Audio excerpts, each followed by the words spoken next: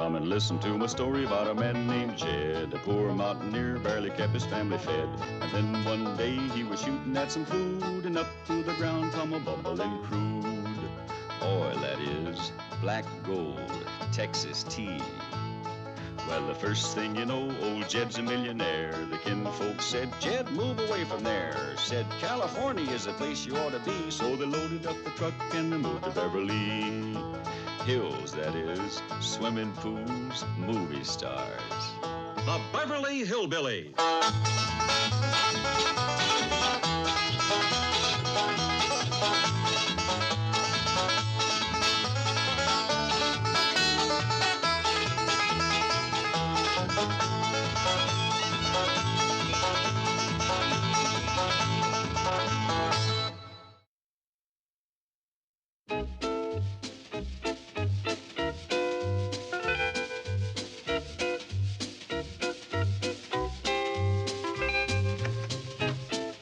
Mr. and Mrs. Brewster are here. Hello, Mr. Drysdale. Surprise, Milburn. Well, for heaven's sakes, it certainly is. Why didn't you let me know you were coming to town? Oh, we didn't let anybody know. We're here under a cloak of absolute secrecy. Oh, well, excuse me, I'll get back to... Just a moment, Miss Hathaway.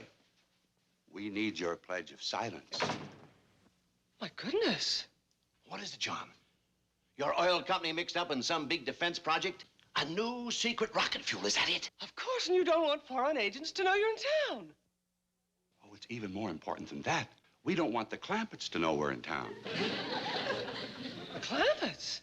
Well, they're really wonderful people, but I'm afraid that hillbilly hospitality is a bit overpowering for a city girl. Oh, that's right. They met you at the plane after your wedding. Yes, that ride from the airport was an experience that Edith still hasn't gotten over. Right through the middle of Beverly Hills on their honeymoon express.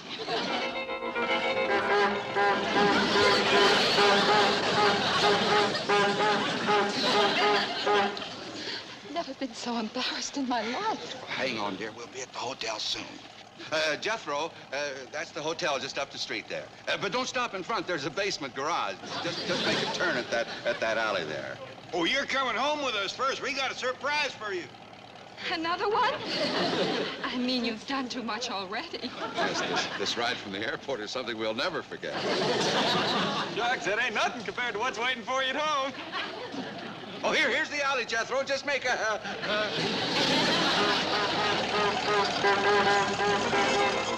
What was the surprise they had for you? I'll answer that. The Clampetts had put up their little cabin out by the pool to keep Granny happy. And we made the mistake of admiring it. You mean... Yep. Oh, no, not for your honeymoon. That was the surprise. Surprise! Surprise! Surprise! They're surprised, all right. Just look at their faces. Well, anyway, now you understand our cloak and dagger approach. The Clampetts, bless their well-meaning hearts, must not find out that we're in town. Our lips are sealed. Right, Miss Hathaway? Chief, the presence of Mr. and Mrs. Brewster in our city shall henceforth be considered classified information and shall not be revealed to any unauthorized person or persons under any circumstances whatsoever. Why don't you practice saying yes? Well, now that that's out of the way, we come to the point of our visit. Edith and I are going to settle down out here. Really? Wonderful. John's company is opening a West Coast office. And I promised Edith she can build a dream house. I spent my whole life in New York apartments, and this is really going to be a thrill. We've already found our lot, and we'd like your bank to handle the escrow. My pleasure. Going to be here a week now. Do you think we can keep it a secret from the Clampetts? Of course, right? On my honor, I do hereby pledge... Just say yes. As we're leaving, we'll telephone the Clampetts from the airport and tell them hello and goodbye. You know, dear, it might be safer if we just fly over their house and drop a note, huh?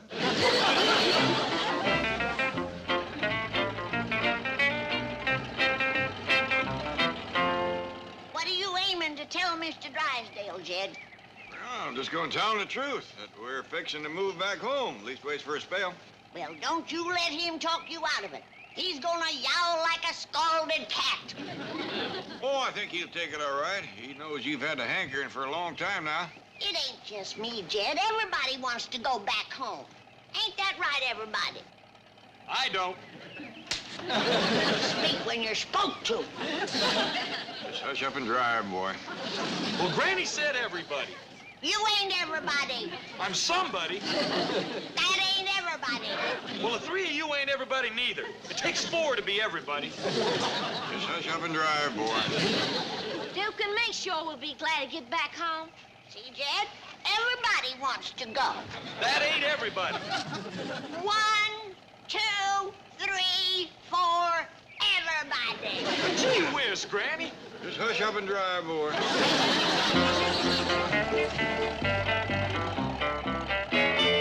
Now, tell the escrow department I want this expedited. Right, Chief. And I'll also check an available office space just in case. Can we come in? Well, of course. My goodness, this is our day for surprise visits. Come in, come in. Sit down. Well, see you later. Duty calls. Would you like some coffee? Oh, no, thanks. You're busy. We'll just get right to why we's here. You see, Granny's been kind of restless. Everybody has. Of course, and I understand. You've been here a long time, no change of scenery. I suggest taking a little trip. That's exactly what we had in mind. Good.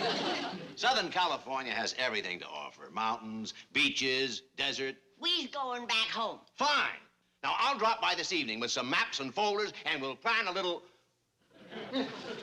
You do mean this home?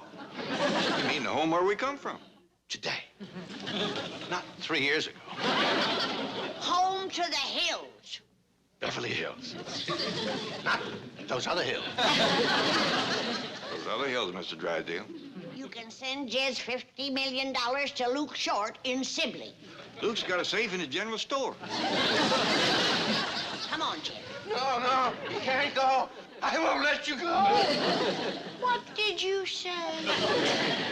Mr. Drysdale, we got a lot to do, and it's a long drive back to our cabin. And I can't wait to get there. But you've got a cabin here, the one you put up beside the pool, remember? It ain't quite the same. Now, stand aside. What will I tell the Brewsters? You mean them honeymooners? Yes, they're back in town. Granny, you remember that pretty little city woman that fell in love with the cabin? Oh, yes. And they still talk about that wedding night. Is that a fact? You know, Jed, I never did get to learn that poor city woman about how to make lye soap or sling chitlins or butcher hog. Well, here is your chance. You gonna be here for a spell? For a whole week. Well, doggy. It would be kind of a shame to leave just now, wouldn't it? I reckon the Brewsters would look on it as downright unfriendly. Let's go home and commence making the cabin ready for them. I'll never forget this. Neither will the Brewsters. Are you fetch him to our place? I'll get them there somehow. Sometime this afternoon. We'll be ready for them. See you later. Bye. Bye. What a terrible thing to do to the Brewsters.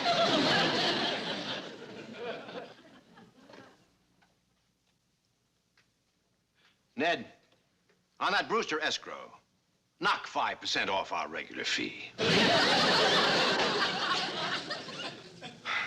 I feel better. All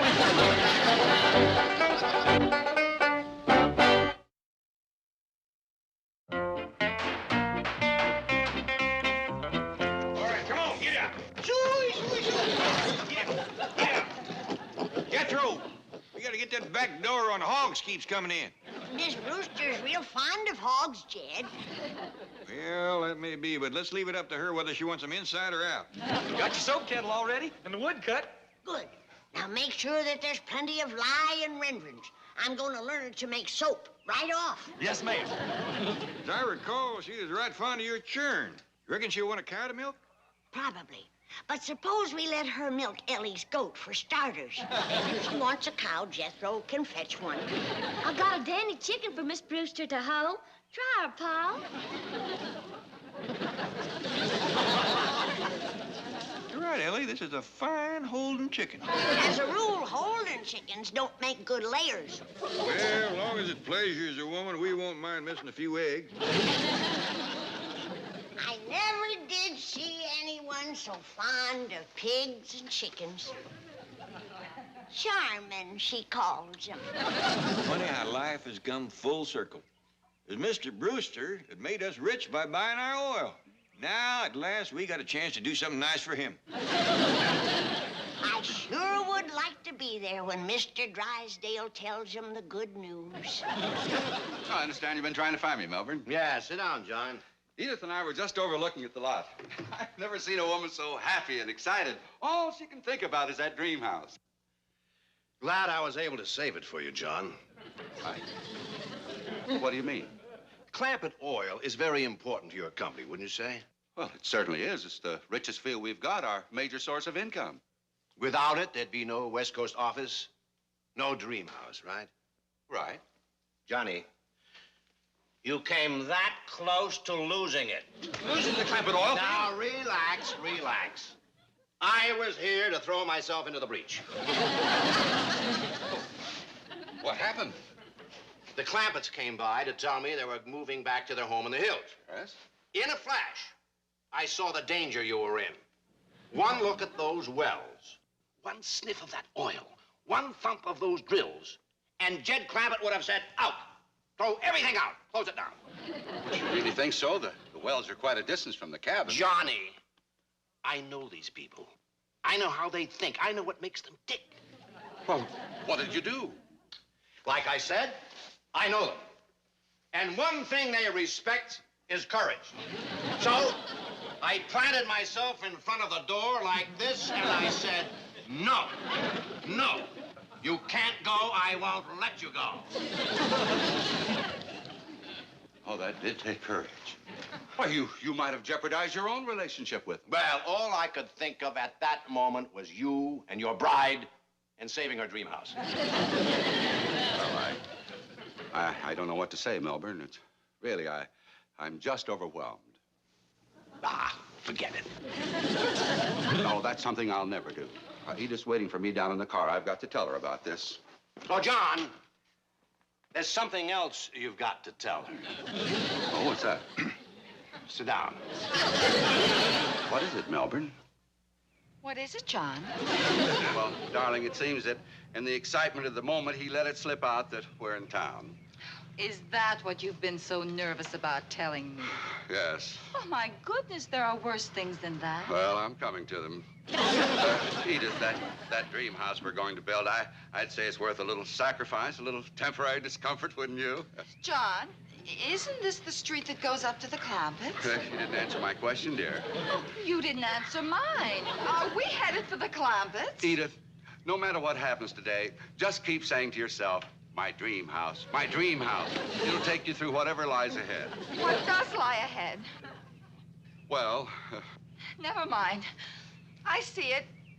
It's the Clampett driveway. Well, start saying it, dear. My dream house, my dream house. John, please don't turn in. Say it, darling. Say those 3 magic words. You turned in!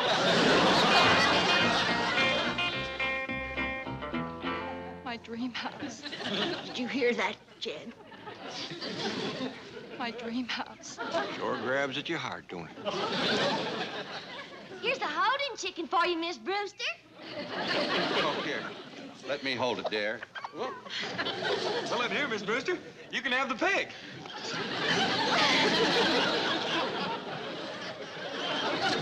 My dream house. My dream house.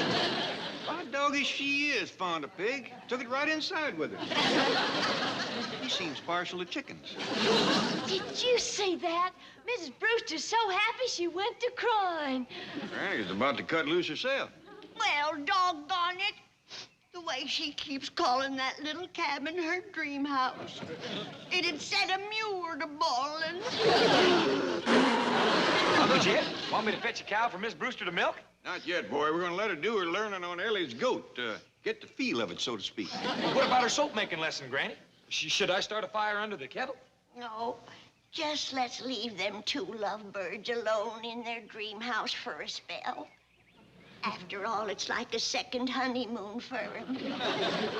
Yeah, I'm glad Mr. Drysdale told us they was in town. Who? I've told the Clampetts they were in town. Well, there's no telling. In a large organization, it's next to impossible to keep a secret. Yes, I suppose in a barrel this big, there's bound to be one rotten apple. Yeah. Well... Oh, Mrs. Brewster. When I think of that lovely cultured woman, a New York decorator, living in that backwoods shanty, oh, I wish I knew what dirty creep ratted on them. Yeah. Well, there's no use crying over spilled milk. Yes, but Chief, it just bothers me to know that someone in this bank is a big blabbermouth. Yeah. Well, what's done is done. Worse than that. A stool pigeon, a squealer, a low-down fake. Now, look, I've had enough of your insults. Well, I had to do it to keep the Clampetts from going back to the hills. But, Chief, a week in that cabin could wreck their marriage. Oh, they won't be there a week. Why, a little intelligent thinking should have them out before dark. Before dark? All right, you can have until tomorrow. You expect me to get them out? Well, I got them in. Do I have to do everything? Chief, you cannot dismiss this lightly. The Brewsters' happiness is at stake here. Now, listen. There's nothing like a little adversity to bring a husband and wife closer together. Right now, they're probably having a good laugh over the whole thing. Please unbolt the door, honey. Let's sit down and talk this over. Edith! Look, honey, I was trapped. I had to agree to this to save the Clampett oil field. To save your dream house. Don't you see, sweetheart? I did it for you. I love you. Look, honey, we can face anything as long as we're together.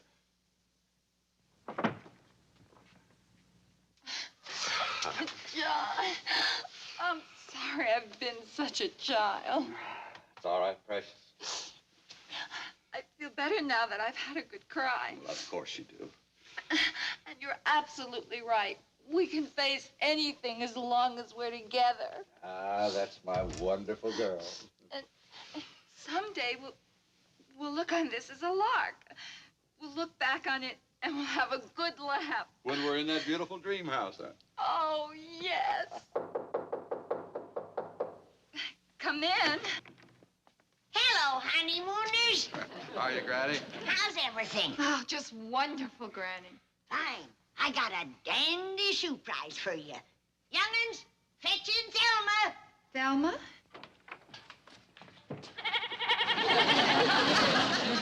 John, what's that? It's a goat, dear. There you are, Miss Brewster. You seem to favor having your livestock in the house.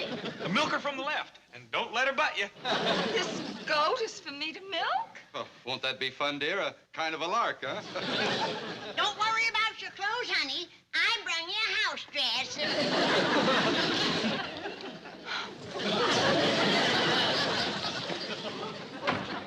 Poor little thing.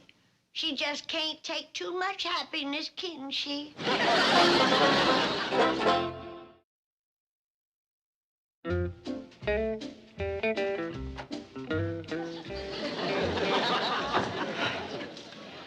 I did it, John. I milked that miserable goat. Oh, Edith, my wonderful... Oh. You did, didn't you?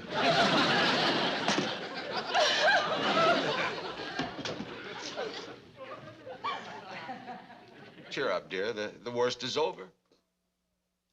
Oh, no, it isn't. Do you know what my next lesson is? What? How to make lye soap with hog renderings and possum fat. And then I'm going to learn how to hand sling chitlins and stir off sorghum. Well, doggies. I was just kidding, dear.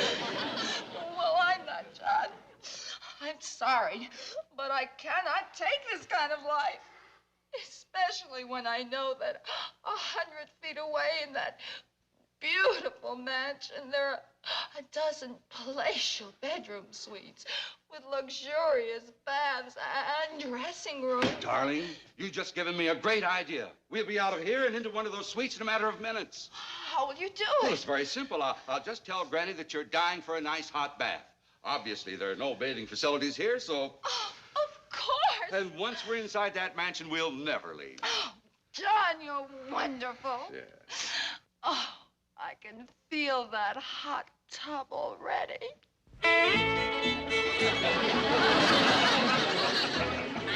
You're turning a nice rosy color, Edith. I don't doubt it. This water's pretty hot. Oh, it ain't the water, it's my lye soap. Want to wash your face? No, I don't know if I should. John has always admired soft, delicate skin. Then this is what you want. This would tender up a gator's hide.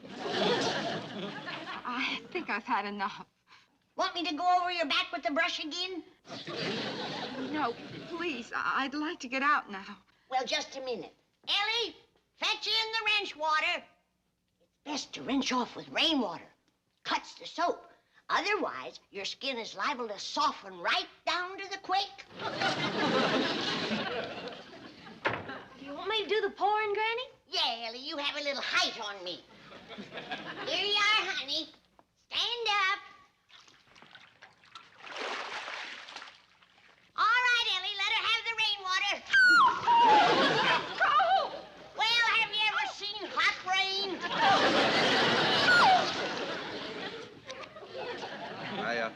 I wonder if I should check on Edith. Well, not till Granny gives the signal. She don't allow menfolk within shotgun range at bath time. Chances are Granny's letting her soak a bit. You see, this time of the year, she puts a little extra possum fat and coal oil in her soap. Possum fat and coal oil. Yeah, it leaves what they call lingering fragrance on the skin. And it keeps the bugs away from one Saturday to the next. There's the all clear signal. You can go back to the cabin now. You're going to find the waiting was worth it. Yes, well, excuse me.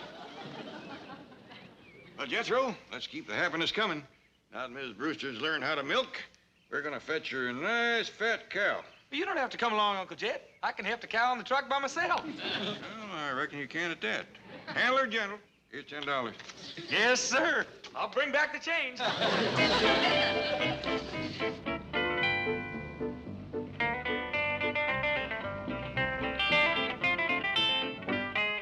Howdy, Miss Jane. Mr. Clampett, are the Brewsters still in the cabin? Yep, and happy as a pair of squirrels in a nut tree. No, Mr. Clampett. No?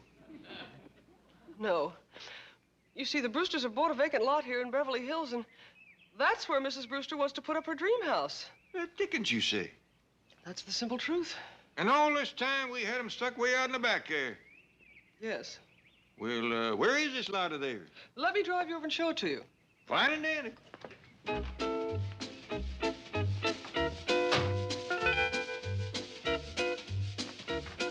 Morning, Miss Hathaway. Good morning, Chief. You know, I could hardly sleep last night for worrying about the Brewsters. They're waiting for you in your office. Oh, Chief, wait. Everything's all right.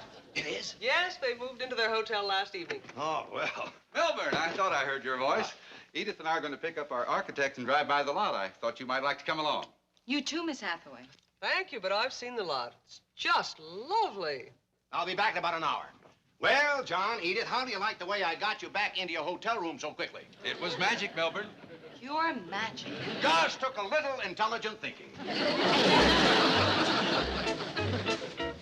We're getting close, Mr. McKeegan. You certainly are fortunate to find a vacant lot on this street. They paid enough for it. By the way, John, did anyone mention a 5% discount on your escrow fee? No. Good. Forget it. Here it is, coming up on your right. Cary Grant is one of our neighbors. Edith's so thrilled she doesn't know what to... What? Oh, John!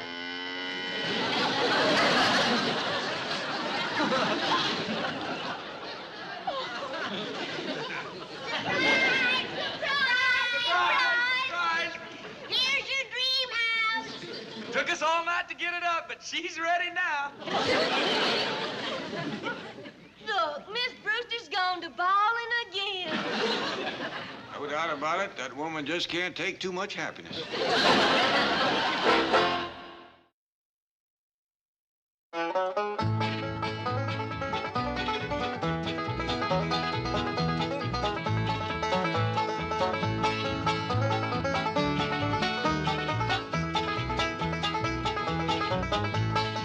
Now it's time to say goodbye to Jed and all his kin. They would like to thank you folks for kindly dropping in. You're all invited back next week to this locality to have a heaping helping of their hospitality. Hillbilly, that is. Set a spell. Take your shoes off. Y'all come back now. Here? This has been a Filmways presentation.